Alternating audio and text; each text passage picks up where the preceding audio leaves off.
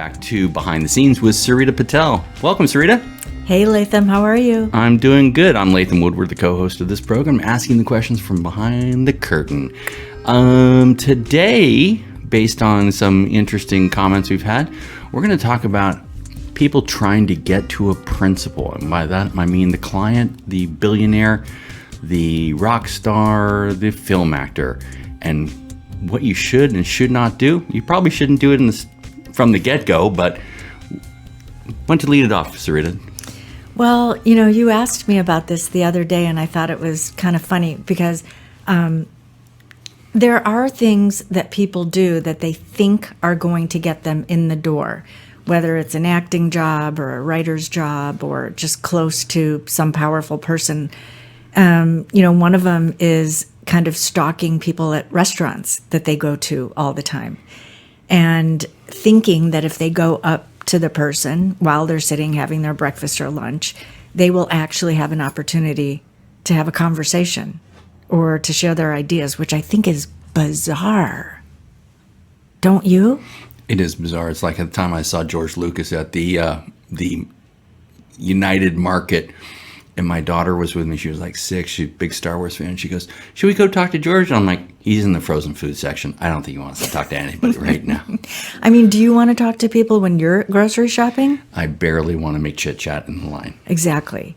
So that's one of those things where I don't know how somebody got the idea. I mean, it probably came from some book or some play, where they have this character who goes up and talks to a person while they're just having their private moment. And, he gets a contract. Well, that's TV, right? Fanciful. Yes. It's My very life fanciful. will change when he reads this manifesto of brilliance. Yeah. So that's one, just identifying somebody's patterns. The other one that I think is just quite common is people thinking that they can mail a letter or a package and just hand deliver it to the person, and I wonder if don't they know that people have a mail room and somebody's sorting the mail and reading everything before it gets to this person? Yeah. Right? Of course they do. Of course they do. And that's not because it's a luxury task of not opening up the mail. It's they had to learn the hard way that, if you by accidentally read something and then there's some familiar tone in a piece of music or in a screenplay, that person can say, you ripped off my idea, and here's the postmark date of the day I sent it or the day I delivered it. Sure. So, I mean, we had rules everywhere I worked where the principals were just not allowed to open the mail. Right. There's also the situation when the mail clerk opens up something, he recognizes a name maybe, and he looks at the work in there, whether it's a tape or a CD or a manifesto, going back to that, and it's actually great. Mm-hmm. Then that's the same day that guy in the mailroom quits and goes out on his own career. That's why at the post office, they always ask you now, are there any dangerous items that are in this? Because you're basically signing something saying yes or no. Right. Hey, pull that mic a little closer to you, Sarita. Okay. That's great. How's that? Yeah, it's great. I just don't understand how people think they're going to get ingratiated with stars and things. Why don't you go down another list? You mentioned something about children, and that's really disturbing. Yeah. So, if you've got kids and your kids go to school, then there are these parents who think that if their kids play with the famous person's kids, then the parents will have an automatic in to that world. So they use their children to do their bidding.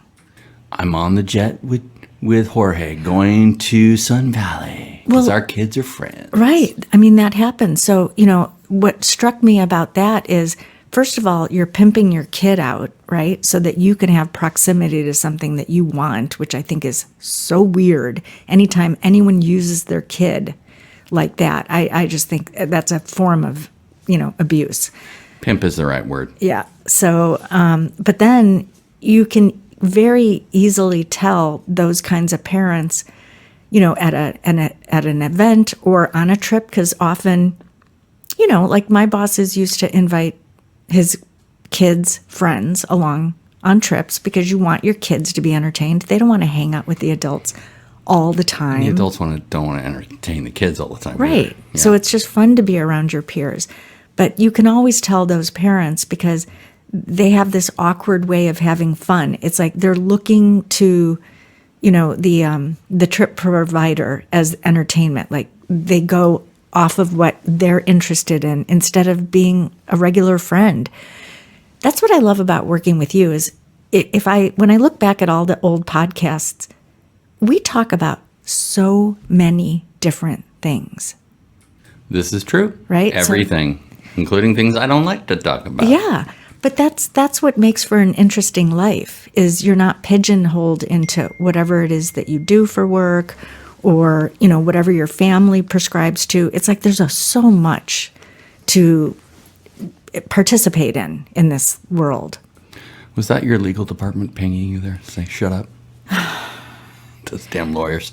Well, that goes to another thing. So the kids, right? That's a very common one. And I don't like that one for another reason, and that is the kids never really know who their true friends are. So they might not, see what the parents of their friends are doing, but, parents have a way of coaching their kids on how to behave in these environments. Like, just be really nice and give this gift to so-and-so, and let's make sure that we write a proper thank you note.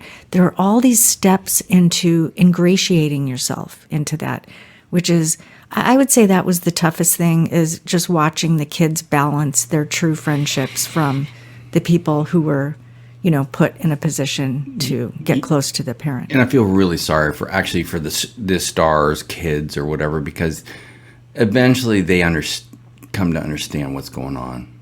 And that kid's not my friend, and their parents are weird, and they're always asking me questions about my dad or my mom, and it's like, ugh. And they must get skeeved out badly.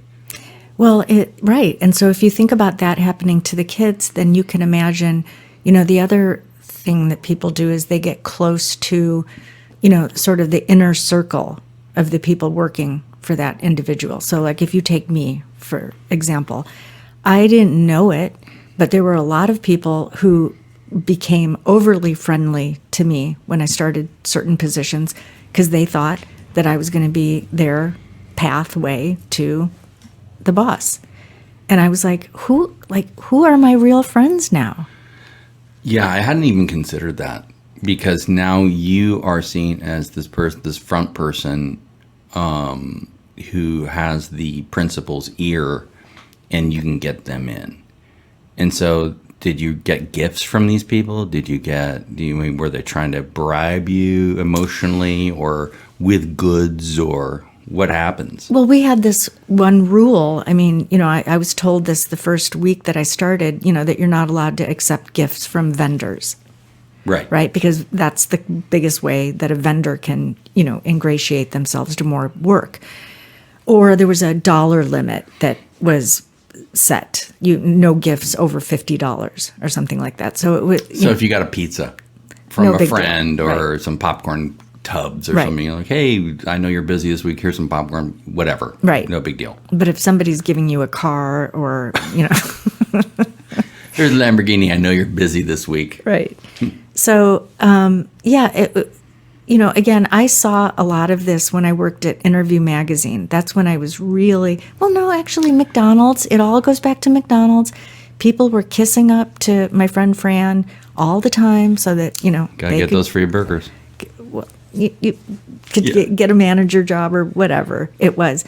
So there are different levels. It doesn't always have to be that people are getting close to a famous person or a high net worth individual. It can be anywhere, right? That's just kind of what certain humans do. They feel like they need to have a pass through instead of doing the hard work and applying for a job or, honing in on a skill. It's like that. I don't know if it's too hard for them or they're just programmed or trained, to go this easier route. I don't know, but it happens. Let's talk for a second about the sinister side. Did you ever see the sinister side of this whole thing? I mean, was there any super weirdos that like you'd get stuff from them and go, woo, we need to call the police? Yeah.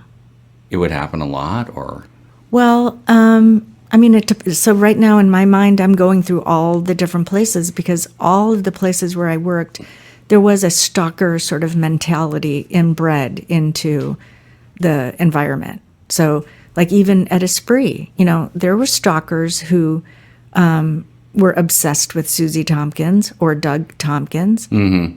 Right? So how that comes in the form of is it could be crazy letters that go on for pages and pages and pages and are described as a download from God or a download from Ra or, all the Arcturian councils. And, it was there that I really said, there's this whole other world out there that kind of thinks that they are getting messages. You don't want to mess with the Arcturians. No, you do not. So that was kind of freaky to me to see the volume of artwork and writings that came in that were very, very explicit about if this person doesn't respond to this letter, this is what's going to happen to them. And so when you say, is it graphic? Is it nefarious? Is it, scary? Yeah. So do you invite the law in, the local law, or do you deal with internal security? Because I know everywhere you worked, you had internal security you could deal with too. Where did it go first? To those guys? It usually went to internal, and then there was a shared sort of agreement if you needed to go external, because there are cases where the external security has access to different kinds of databases that are more private, right? That are connected with other agencies that a private organization might not have. In one example, for those of you watching or listening, that you've got to recognize is Charlie Manson was kind of a stalker of stars. Mm-hmm. And he felt, apparently he was an okay songwriter. That's what I've heard. I've heard that the Eagles looked at him. I think... Who else? There's a couple other bands. The Doors. Mm-hmm. I know that I heard. That's very circumspect, but how he had made it into meeting. What's his name from The Doors? Jim Morrison. Jim Morrison. But they were like, yeah, get this guy out of here. Yeah, that's why we're talking about this right now, because a lot of people these are inner workings that become common. Like for somebody like me, after the first year anywhere, I was just like, oh, okay, this is what happens here. So you kind of develop a very thick skin about the reality of wickedness that exists within humans. When you worked for the film producer, did you you were basically chief of staff there or household lead or whatever, it didn't have a title then, did it? I mean, when I got hired, I think my title was either personal assistant or executive assistant. Honestly, I'd have to go back and look on the paperwork. You're lead entertainer from what I've heard, though. I was super fun. Okay, good. Yeah, That's good. I was super fun. But, I mentioned to you a long time ago, there were opportunities for me to potentially change my title to something bigger, but I quickly learned that having a no-name title was actually the best dang thing I ever did. You're better off in the background not knowing. People don't know who they're screwing with at all. They just thought I was a peon. Oh, she can't do anything. And that was totally fine because that allowed me to actually do more. Yeah. And learn more. But would staff under you, which was pretty extensive, you get together and go, talk about these things, these people trying to get into the world? Would you talk amongst each other? Yeah. I mean, when somebody shows that they're going to stick around for a while and that they're trustworthy and we can work out hard things, because, the thing about these situations is there's no template. I mean, of course there's a template to maintain the dishwasher and the cars and everything electronic. But when it comes to humans growing up in a house and living in a home, there's really, you got to kind of fly by the seat of your pants and deal with anything. So like if a kid is in a bad mood or sick or, that's going to require a different kind of temperament. So going back to your question, once somebody was in and they were happy doing what they were doing and they contributed, of course you have to share knowledge with them about what's happening, because they have to grow with the organization just like I do. If I were to keep all the information in my head, then I would be doing everything. That's not efficient. No, that's not efficient at all. That's ridiculous, and it makes you less efficient. It makes you inefficient. Yeah. What was I going to say about, when you're in a situation where you're managing a household and it's a big household, you hear over the last couple of years, mainly with high net worth individuals, about people who work in these homes. I've heard that the Kardashians and the people who come in and work there can't look them in the eye, can't talk to them, and they can't. And there's a lot of instances that I've read in the press where you are not permitted to be anywhere within the eyesight of the principal, ever. Yeah. Is that a real thing? Oh, yeah, that is a real thing. I mean, I heard that, certainly at Interview Magazine. I mean, I heard somebody say, "Don't ever look Andy in the eye," which that was the first time I'd really heard that.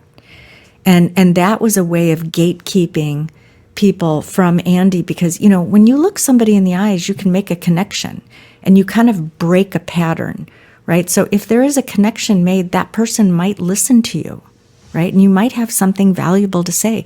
So what that does is it disrupts the hierarchical, structure that has been built. People are very, very wed to their role, as a gatekeeper or the person in the know. So even at that last job, I had heard at the ranch all the time that people were told not to look them in the eyes. I think somebody told me that in the beginning too. But because I wasn't really aware of, what am I going to do? Not look him in the eyes when, his kid's got a runny nose and a temperature of 103? What do I do? Look sideways and give that information to somebody? Yeah. Right? So super weird. Yeah, it is super weird. And why that happens, again, I think it goes to the connection. You can make a connection with somebody if you look them in the eye. So let's go back to the Andy Warhol thing. When you get hired by the cold call to Interview Magazine, you called and said, "I'd like to get a job there." And he actually answered the telephone because there was no cell phones, obviously. Right. And so when you went in, did you meet him eye to eye, so to speak? Well, so when I got to New York, after I saved up a whole bunch of money to fly there, I was walking up and down 32nd Street looking for the factory, right? I wanted to be there early, and I couldn't find it. And the reason I couldn't find it is because it didn't have a number on it. It was very nondescript. So I just kept walking right past it. On that same street, there was a whole bunch of construction being done that day. And, I was young, I was cute, I was wearing a dress, and all these construction workers were yelling, "Hey, baby, da-da-da-da-da." And after about 20 minutes of this, I was hot, I was sticky, I couldn't find the place, and I just yelled at one of the guys. I was like, "Can't a goddamn girl walk down the goddamn street without being goddamn catcalled every 2 seconds?" I was just like, "This is so annoying." And I said that. Well, what do you think happened right at that moment? You got married to him later. Andy was getting out of his car, right? And he walked into the place, and I didn't know that was him because I really didn't know what he looked like. So he went in, and then I saw this door, right? And there was the little 19 above it. And I was like, "Oh, that's where I'm supposed to go." So this is a long way of telling you when I got in, and I told the receptionist I was there, and, I ended up waiting. That's another really good story about gatekeeping. But I ended up waiting roughly 4 hours before somebody would actually take me seriously. And I didn't know that they could do that to you. And I just kept wondering, what is the deal? And I would ask the receptionist, like, when is it my turn to go in? And she was like, "You know what? You're lucky to be here. You're lucky to be sitting in this lobby." And, I'd be like, "Oh, I guess she's right. I am lucky." So then I got really annoyed. I was like, you know what? They don't even realize I paid for a plane ticket to come here. I've never been to New York. I came here because he told me to come here. So I'm just doing exactly as I was instructed. So I went up to the receptionist and I said, this is really rude. You cannot do this to people. And she was like, we can do a lot. We can do actually anything that we want. And so I'm having this back and forth with her. And Andy and his editor are coming in the room now, and he's listening to all this. And he said, that girl was on the street, and she gave those construction workers a piece of her mind. Get her in here. Get her into Gail's office. She's got a job here. Because he remembered that I was the girl on the phone, too. So that was a weird thing. I'm usually really better at telling this, but I just had a moment because I got scared. The editor who was with Andy, her name is Gail Love, she shot me a look like nobody's business when he said, bring her in. I heard her out on the street. Wow. Right, so he acknowledged me. I don't know him. Yeah. But it was something to do with I'm not going to put up with this crap. Was the look like, disgust? Great. Another one got in. And he opened the door again. Yeah. That's a great story, Sarita.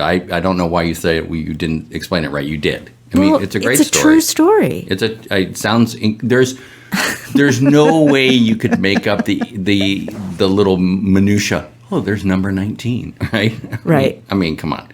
Right. That's a great story. And but that you actually hit on one of the big things about gatekeeping, and that is putting you in the waiting room and letting you chill. And that's an old mafia trick. Let's let this kid chill in there for a while and see what happens. Right.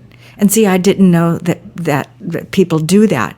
But I did chill. I did lose my temper twice.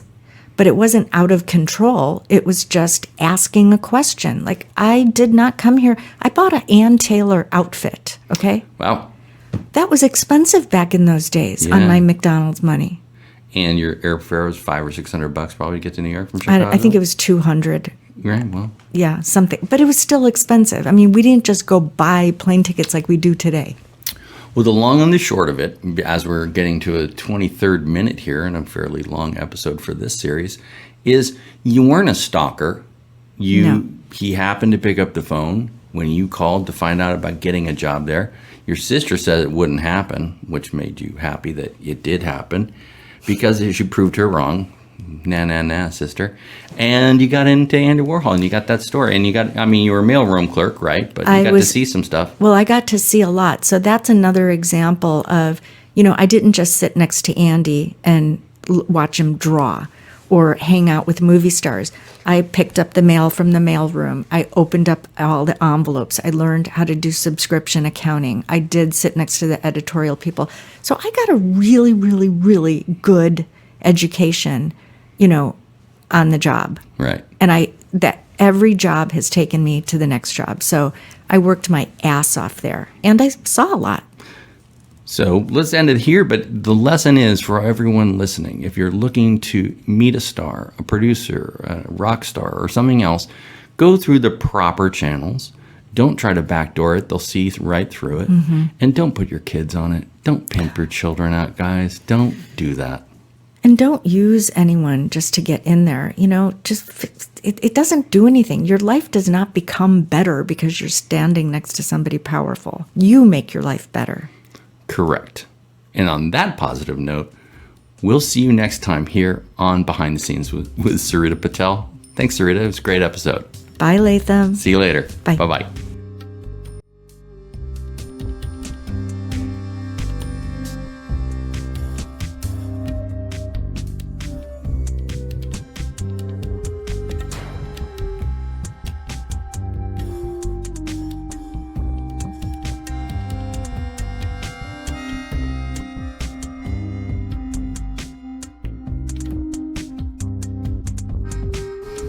Okay.